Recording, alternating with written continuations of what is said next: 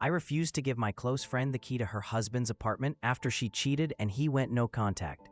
She planned an ambush visit, then tried to pressure and threaten me. 3 years ago, I became friends with a married couple, Clara, 27 female, and Marcus, 32 male, after they relocated to my city. I met both at the same time and connected more with Clara, but Marcus and I were also friends. We'd all hang out, grab food, and catch up on life. Nothing dramatic, just casual friendship between three people trying to adjust to a new place. About a year back, Clara landed a big job offer in another city, so she moved away for work. Marcus chose to remain here since he was finishing his master's degree. Everything seemed fine, or at least as fine as long-distance marriages can be, until early last September, when Clara called me sobbing so uncontrollably she could barely speak. She revealed she'd had a short-lived affair. It wasn't anything ongoing, a one-time desperate mistake she'd immediately ended, and told me it had been a lapse in judgment, a result of feeling lost and lonely in a new place. She insisted she regretted it and wanted to focus on her marriage, but there was a twist. Her affair partner took revenge after being rejected, tracked Marcus down, and exposed the whole thing, bombarding him with painful details and even evidence, screenshots and photos. It blindsided Marcus. The fallout was instant. The two were still living states apart, and Marcus went immediately low to no contact with Clara, asking her for space to process everything. Clara, for her part, was inconsolable. She called me at all hours, multiple times daily, needing reassurance, needing to vent, needing someone to tell her she was okay and still worthy of love. She fell apart, and as her friend, I tuned in to support her through her emotional freefall. Meanwhile, I saw Marcus a handful of times. I told him gently that I knew about what had happened and wanted him to know he could lean on me if he needed to. Just simple support without prying. I cared for them both, but tried hard not to wade too deeply into their marriage drama. To me, this situation was just heartbreak and bad judgment, painful choices, but not a story about heroes or villains. People are more than the mistakes they make. Some months later, things escalated. Marcus served Clara divorce papers. She wanted to plead her case in person, to win him back face to face, but Marcus refused. He agreed to FaceTime if they spoke at all, but wouldn't let her come see him. Clara didn't care. She made plans to fly in, not to warn Marcus, but to show up at his doorstep and fight for the marriage. Complicating things, there's a door code for their apartment. They used it daily for security.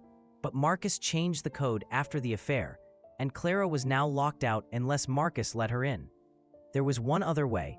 About a year earlier, while I was pet sitting for them, they'd given me a spare key.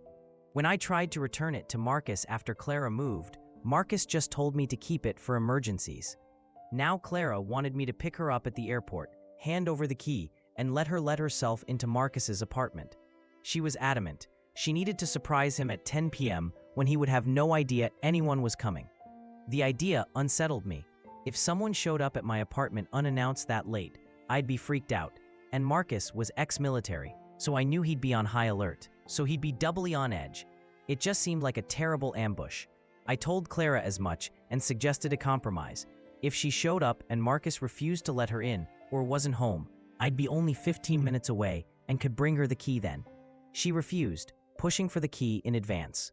Legally, Clara was still on the lease, so she technically had a right to enter, but it just felt wrong for me to help her violate Marcus's boundaries and participate in a surprise encounter he'd specifically said he didn't want.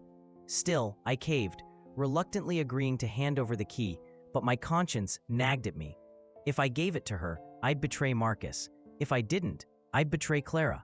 I wasn't sure what the right call was. Edit 1. Just to clarify, when they gave me the key, they were still happily together and both agreed. Later, after Clara moved for her job, I offered the key back to Marcus and he asked me to keep it just in case. Edit 2. Another layer to all this. Since the affair, Clara's mental health took a nosedive. She went through extreme emotional episodes, even self-harm, and saying she'd made plans to end her life. On one occasion, I coordinated with a friend in her new city to convince her to check herself into the hospital for a 48-hour hold. She struggled deeply, and while I don't excuse her choices, I can't forget she's been incredibly fragile. During these lows, she pressed me to inform Marcus about her state, but I refused. I felt it was manipulative or might make her condition worse, regardless of how Marcus responded. Instead, I focused solely on reassuring Clara about her self-worth and reminding her that no one is the sum of their darkest moments.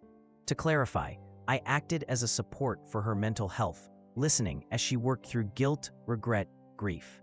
I offered her whatever help I ethically could without speaking about one friend to the other. I never felt I was inserting myself between them, but rather responding to immediate crises as they landed on my doorstep. All of this built up today when Clara asked for the key, and I hesitated. She got frustrated. I was the one who had been there for her after all. She reminded me she was the one who gave me the key, and I only held on to it because of Marcus's suggestion. She pressed harder, and I reluctantly said yes, but my gut twisted. That's why I came here, to get some outside perspective. My conscience was screaming that supporting this ambush wasn't right, even if I was trying to balance two hurting friends. Edit 3. Honestly, this whole situation has shaken me deeply. To be clear, I agree the choices Clara made were wrong, and she knows it too. She's been beating herself up for months, in ways I'm unprepared to manage as a supportive friend dealing with mental health, not as a professional. Thanks to everyone for your comments and perspectives. It jolted me awake. I'd been so swamped by Clara's emotions, I couldn't see she might be manipulating me, especially when I was uncomfortable handing over the key. After reading what you all said, I decided, no more. I'll tell Clara tomorrow that I'm not giving her the key, and I'll set some boundaries. Update, January 9, 2025. This morning, I let Clara know my final decision. I wouldn't meet her at the airport, and I wouldn't give her the key to Marcus's apartment. As many of you predicted, she flipped. No hesitation, no discussion, just straight rage. She messaged, "I can't believe you. I can't rely on anyone. Thanks a lot. Fine, you'll regret it." The last one surprised me a bit, but after seeing similar feedback here, I honestly wasn't shocked, just calmly replied that I couldn't support what she was doing. I told her, as others suggested, that if Marcus had asked the same, I'd have refused him just as quickly. I told her to respect my decision because it wouldn't change. Clara escalated. She accused me of ruining everything, but I explained, gently but firmly, that she alone had created this mess, and that it was time for her to own her decisions instead of blaming everyone else. I told her I'd be returning the key to Marcus and informing him about her plans. That finally sent her over the edge. She swore, sent strings of self-pitying messages, threatened self-harm, and told me I was a terrible friend.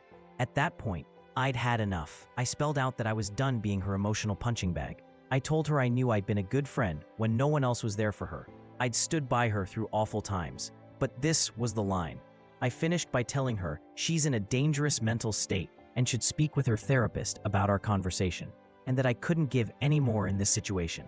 A few minutes later, she sent 2 apology texts, but I didn't respond. If she comes to my house after flying in tomorrow, I won't answer the door. As for Marcus, I told him everything about Clara's plans, my decision, and giving him back the key. He seemed relieved. We're still on good terms, and made arrangements to meet so I can return the key. Turns out, Marcus won't even be in town when Clara plans to visit. She's arriving tomorrow night and leaving Saturday. I don't know how this will all play out, but for my part, I've set my boundary, and I'm stepping out of their chaos for good. That's it for this story. It's tough when supporting friends means drawing difficult boundaries, especially when mental health and betrayal are involved. This story is a striking example of how being a good friend sometimes means saying no and holding firm when other people cross lines. Here is a question for you. Have you ever had to choose between supporting a friend and respecting someone else's boundaries? How did you find the right balance? Let me know your thoughts below.